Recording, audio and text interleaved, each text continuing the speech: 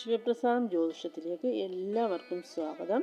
ഇന്ന് നമ്മളിവിടെ പറയാൻ പോകുന്നത് ചില നക്ഷത്രങ്ങൾ, അതായത് ദേവഗണത്തിൽപ്പെട്ട നക്ഷത്രങ്ങളാണ്. അപ്പോൾ ദേവഗണത്തിൽപ്പെട്ട ഇത്തരം നക്ഷത്രക്കാർ നിങ്ങളുടെ വീട്ടിലുണ്ടെങ്കിൽ അവരെ തേടി എല്ലാ ഭാഗ്യങ്ങളും എത്തുന്നതായിരിക്കും. അതോടൊപ്പം തന്നെ അവർക്ക് വിവാഹ പൊരുത്തം ഏത് രീതിയിൽ നോക്കാമെന്നും ഒക്കെയാണ് ഇന്നത്തെ വീഡിയോയിൽ. ഏത് രീതിയിലുള്ള ആളിനെ വിവാഹം കഴിച്ചാൽ അവർക്ക് ജീവിതത്തിൽ ഉയർച്ച ഉണ്ടാകുമെന്നും ഒക്കെയാണ് ഇന്നത്തെ ഈ വീഡിയോയിൽ പറയുന്നത്. അതായത് ദേവഗണത്തിൽപ്പെട്ട ആ നക്ഷത്രങ്ങളെന്ന് പറയുന്നത് അശ്വതി, മകയിരം, പുണർദം, പൂയം, അത്തം, ചോതി, അനിഴം, തിരുവോണം, രേവതി എന്നിവയാണ് ആ നക്ഷത്രങ്ങൾ എന്ന് പറയുന്നത്. ഇവരാണ് ആ നക്ഷത്രക്കാർ. ഇവർക്കെന്ന് വെച്ചാൽ അവരെ തേടി എല്ലാ ഭാഗ്യങ്ങളും, അതായത് എല്ലാ ഭാഗ്യങ്ങളും വരുന്ന ഒരു നക്ഷത്രമാണ് ഈ നക്ഷത്രം എന്ന് വെച്ചാൽ. ഈ നക്ഷത്രങ്ങൾ ഇവർ ദേവഗണത്തിൽപ്പെട്ട നക്ഷത്രങ്ങളാണ്. ഇവർ പരസ്പരം, അതായത് ദേവഗണത്തിൽപ്പെട്ട പുരുഷന് ദേവഗണത്തിൽപ്പെട്ട സ്ത്രീ തന്നെ അത് ഉത്തമമാണ്, കുഴപ്പമില്ല. പക്ഷേങ്കിൽ ഇവരെന്ന് പറയുന്നത്, അതുപോലെ ദേവഗണത്തിൽപ്പെട്ട പുരുഷന് മനുഷ്യഗണത്തിൽപ്പെട്ട സ്ത്രീ അതും വിവാഹം നടത്താവുന്നതാണ്. അതുപോലെ തന്നെ ദേവഗണത്തിൽപ്പെട്ട പുരുഷന് അസുരഗണത്തിൽപ്പെട്ട സ്ത്രീ വർജ്യമാണ്, അതായത് അതൊരിക്കലും വിവാഹം നടത്തരുത്. അഥവാ വിവാഹം കഴിച്ചാൽ തന്നെ പരസ്പരം കലഹമായിരിക്കും. പിന്നെ ചില സാഹചര്യങ്ങളിലൊക്കെ ദേവഗണത്തിൽപ്പെട്ട സ്ത്രീക്ക് അസുരഗണത്തിൽപ്പെട്ട പുരുഷനെ വിവാഹം കഴിക്കുന്നുണ്ട്. പക്ഷെ അതും അത്ര മംഗളമൊന്നും പറയാൻ പറ്റത്തില്ല. അവരുടെ ഇടയിൽ പ്രശ്നങ്ങളും കലഹങ്ങളും എപ്പോഴും, അതായത് ഒരാൾ പറയുന്നത് മറ്റേയാൾ അംഗീകരിച്ച് കൊടുക്കത്തില്ല. അപ്പോഴും അതിൻ്റെ പേരിൽ ഇങ്ങോട്ടും ഇങ്ങോട്ടും പല കലഹങ്ങളും പ്രശ്നങ്ങളും ഒക്കെ ഉണ്ടാകും. അപ്പോഴും അത് നമുക്ക് പിന്നെ ഉൾച്ചൂടാൻ പറ്റാത്ത രീതികളിൽ ചിലപ്പോൾ മറ്റ് പൊരുത്തങ്ങളൊക്കെ ഒത്തുവരുവാണെങ്കിൽ നമ്മളത് ചെയ്തുവെന്ന് പറയത്തുള്ളൂ.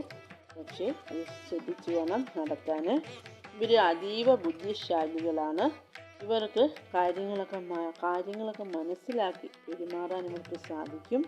അതുപോലെ തന്നെ ഇവരെപ്പോഴും വീട്ടിലായാലും എപ്പോഴും ശാന്തിയും സമാധാനവും അതിനാണ് അവർ കൂടുതൽ പ്രാധാന്യം നൽകുന്നത്.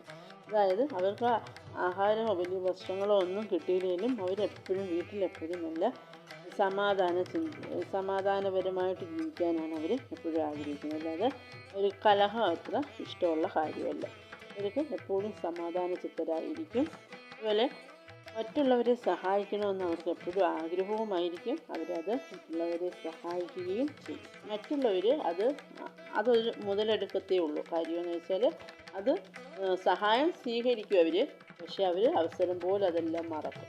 അതായത് ജീവിതം സന്തോഷപൂർവ്വമായിട്ട് ആസ്വദിച്ച് ജീവിക്കാനാണ് ഇവർക്ക് എപ്പോഴും ഇഷ്ടം. അതായത് എപ്പോഴും ആസ്വദിച്ച് എവിടെയെങ്കിലുമൊക്കെ നമുക്ക് പിന്നെ നല്ല വിനോദയാത്രകളൊക്കെ നടത്തുക, അതുപോലെ അമ്പലങ്ങളിലൊക്കെ ഒന്നിച്ച് വീട്ടുകാരുമായിട്ട് ഒത്തുപോവുക, അങ്ങനെയൊക്കെ അതൊക്കെയാണ് അവരുടെ ഇഷ്ടമെന്ന് പറയുന്നത്. അങ്ങനെ അതിലൊക്കെ അവർ വളരെ സന്തോഷം കണ്ടെത്തുന്നുണ്ട്. അതുപോലെ കള്ളവും ചതി എന്നിവ ഇവർക്ക് ഇഷ്ടപ്പെടുന്നില്ല. അങ്ങനെയുള്ള ആളുകളുമായിട്ട് സഹകരിക്കാനും അവർക്ക് ഇഷ്ടമല്ല.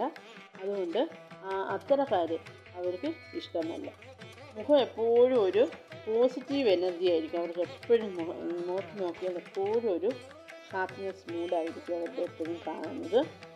അവർക്ക് സ്വന്തമായ ഒരു അഭിപ്രായം, അതിന് അവർക്ക് വലിയ പ്രാധാന്യം കൊടുക്കുന്നു. അതായത് അവർക്ക് അവരുടേതായ ഒരു അഭിപ്രായം ഉണ്ടായിരിക്കും, അതിനവർക്ക് നല്ല ഇമ്പോർട്ടൻ്റ് കൊടുക്കും.